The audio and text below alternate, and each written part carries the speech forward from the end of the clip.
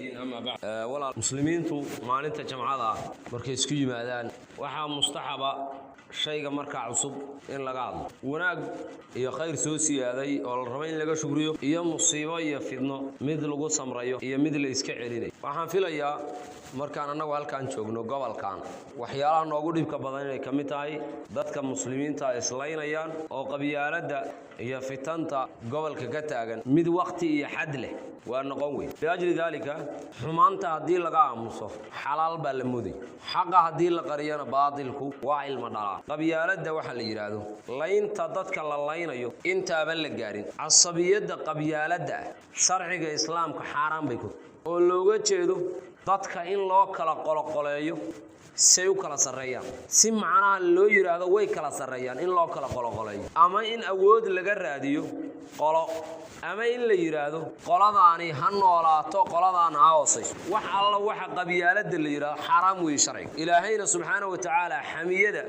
iyo qabyaalada iyo casabiyada waxa uu tiiriyay gaalad xamiyada jaahiliya ba ilaahay subhanahu wa ta'ala shayga jaahiliya hadii loo tiiriyo sheekul islaam wuxuu leeyahay waxay daliil u tahay inuu xun yahay qabyaaladu marka xaraam weey nabigana sallallahu alayhi wasallam waxa uu sheegay qofkii ku dhawaaq oo yiraahda يا رهبل وما كفانا ويرى أنه رهبل بانا دقالوا كادي وحجر النبي صلى الله عليه وسلم فأعزوه بهني أبيه فأعضوه بهني أبيه ولا تكنوا وحاتر أهدان ورحن وقود جوابي النبي عليه الصلاة والسلام وركاسي النبي هو أوشى قدت صحابي حديث كوريي أبي بن كعب فأصغر نين أكتاغيه أن وحجر أنك رهبل مركز وحجر آبها جيت كيس قريب مركز يروح ورحن ما دهان شرنا حاكو رعي أبي يوم nin qaariyo culimada wadahayd aabaha baalkiisa qaniin waa warxumo hayta waxaas markaasuu yiri anigu hadaa nabigu oran lahayn qofkii qabyaalad ku dhawaaqa saawlaad kuma dheem waxa la tusaya waxa uu ku hadlay oo afkiisa u galiyay inay tan ka daranta aabaha baalkiisa qaniin waxa ka xun inaad tiri anaga reebay oo aad ku faanto ama awood ka raadiso xadiidka al-Imam Tirmidhi ma wariyo xadiis saxiix ah waxa dhacday waagi nabiga kaleey salaatu wasalaam in saxaabadii laba magac ay lahaayeen fiican oo midna ansaari ah midna muhaajiriya la isugu yar oo qolo tiriya ansaarahay qolona tiriya muhaajiriin markaas nabi yiri abi da'wa al-jahiliyyati wa ana bayna adhurikum ma aniga idin la jooga baad waxaad isugu yeeranaysaa wixii jaahiliyadu isugu yeeran jirtay oo waxaad isu kala qaybinaysaan magacyo da'uha fa innaha muntina war waa baqtigo kala waa uraysa qabyaaladu ka tago inay alayhi salaatu wasalaam waa uraysaay waa baqtiye waxa baqtigaadu sidataan daadiya qofka qabiilka u qooraha way oo qabyaalada dadka ugu yeeray calanka u sida baqti buu sita waa nin baqti sita dadkana wuxuu ugu yeeray baqti nabiga na sheegay salaatu wasalaam maxaa keenaya sharciga islaam inuu nooca uga hadlo nabiga alayhi salaatu wasalaam wuxuu yiri qofka hadii uu ka tagi way qabyaalad waxa uu dhigan yahay doorshaanka marka uu saxarada dilindilaysanaya tusaalihiisu yahay nabiga alayhi salaatu bal sida loo liiday fiir doorshaan kasta ma aha waa marka uu qashinka sita doorshaan taasoo kale qiimihiisu noqonaya nabiga alayhi salaatu wasalaam qabyaalad saa loo liiday oo ayadu waa uraysa oo leey qofka sita waa uraya doorshaanku ka liita oo la yiri afkiisa qofka soo marinaya nooca inuu afkiisa u isticmaalaba ka baadhaanta baa calanka loo sidaya oo dad badan maanta ku faanay waxa keenaya qabyaaladu waxay keenaysaa dadku inay islaayaan waxay keenaysaa walaaltinimadii islaamnimo oo xariga dadka isku haya inay burburiso nabiga kaleey salaatu wasalaam quraankana waa arag innamal mu'minuuna ikhwa mu'miniintu waa walaalo hatta markay islaayaan oo isdagaalaan bay walaalayeen الله سبحانه وتعالى وحير فمن عفي له من أخيه شيء قفكي ولالكي وحلوغ عفيه حقيس وولالكي هو قفكي وحدلي وحولالكي اللي ولالتي النمد فأصلحوا بين أخويكم لما ذا إصلاح يسوي ولالهين إصلاحوا سمي أيوة إصلاحين ولالتي النمد أو يسكوه يسي قيمها صلوية النبي صلى الله عليه وسلم المسلم أخو المسلم مسلم كلا ولالكي وي لا يظلمه ما ظلميه لا يعقره ما حقره ما ليده ما ظلميه ما دعوه ما دلو وولالتي النمد إسلامية باشو عكسارة قبيالات waxay meesh ka saaraysaa awoodii isku xirnaan wa'tasimu bihablillahi jami'an wala tafarraqu wala tanaaza'u fatafshalu wa tadhhabu riihukum hadii dadku iskhilaafaan wadada meesh ka baxaysa cadawada ka faa'iideysan ummadu haday kala tagaan oo isnacaan qolada kala nacbay raacaysa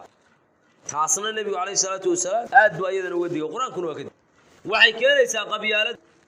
muslim la dilo muslim nabiguna sallallahu alayhi wasallam waxa uu yiri dadka waxa la faray inaan laayo la dagaalo ilaahay shahaataan salaada ooga zakada bixiyaan inta haday sameeyaan nabiga alayhi salatu wasalaam dhiigoodii iyo maalkoodii iyo sharaftooda waa iga dhufays bay gala galay waa iga ilaaliyay ninba Usaama ibn Zayd wuxuu arkaa asagoo aad muslimiinta u jaray markaas gabgabado u socto seef baa lagu dagaalamaya dameeshu cabad aad dhac qofka ku jiray sama dhawaama markuu inta dul yimid yiraahdo anuu ka raacis buu yiri la ilaaha illa allah Usaama wuxuu ninka hada ka laabato amu dadka sii jara amu adiga ku dila ama been ka ta maskaxdu way isroog wuxuu yiri taariya ma tuu ashaadeen dadku leeyay seeftaysa markuu saaray muxuu ashaatay beentii way anu nabigi baa loo sheexay qisaasa dhacday Usaama uu yiri masaasay ahayd ha laakiin wuxuu ashaatay seeftu ka gabanayay markaas nabiga alayhi salatu wasalaam ma waxa disha asagoo la ilaaha illa allah yiri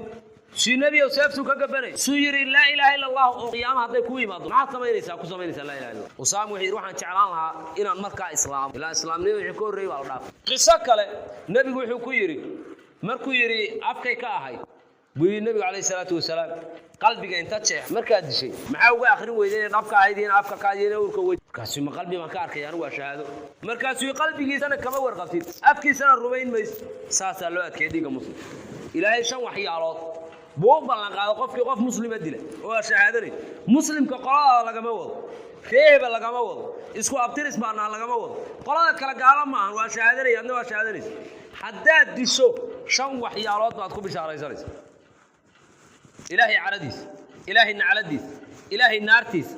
waliba mid weyn in lagu waarinayo qofka waman yaqtul mu'minan muta'ammidan fajazaa'uhu jahannama loo ballan qaado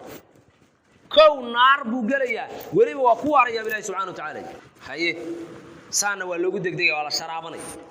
waxa nabigu sheegay diinta qofka inuu waasic ahaanayso oo burwaaqo ku jiray ilaa muslim dilo oo qof shaadanaya dilo لا يزال الرجل في فسعة من دينه حتى يصيب دما حراما بينه عليه الصلاة والسلام قفك كما سوليو إنه دينتي سميال واسعة وجه إلى أديك مسلم قاله فإذا أصاب دما حراما بلح حديو ديك إسلام قاله خير لا ونغري قبيالته أمام براك بحثا ومضي كرتشرتا وحي كانت ضدك أهل الشرطة إلى كوركعان أهل خيرك ضعيفة صلاته iyo cibaadaadka iyo wanaagii baa la waayay qaraabo goysnimo dhacays ninba afkii ku shabaxay dhulmi weeye qabyaaladu waa dhulmi dadka loogu yeerayo dhulmiguna mugdi weeye qiyaama nabiga sallallahu alayhi wasallam waxa uu leeyahay al-dhulmu dhulumaatu yawm al-qiyaama war dhulmigu mugdi weeye qiyaama waxa nabigu sheegay qofka la dhulmiyay in bariyaysa la aqbalay wataqi da'wata al-madlum fa innahu laysa baynahu wa bayna Allah hijab gee wax lagu wada amar maalin ma bariba maalin ma galbeedba maalin walba ma waxa la leeyahay qole hebla qabsanaysa taariya waagan shucaba qabsanaya la wax qabsanaya laba wax guulaysa laba dagaalku intuu socdo xiisalay wiilasha maalin walba Soomaaliyeed oo muslimiinta oo dhalinyarada beenta loo sheegayo oo dabka lagu shubay hal iska day war adinkuna ha u dhag raaricinina qola ka raysa lawaa qola ka guulaysata laba helayo ninba waxa la yiri dagaalkii markuu bilowday oo la isku qalab aruusanay buu yiri yeeri mayno dagaal gali mayno taas ay balaahay kala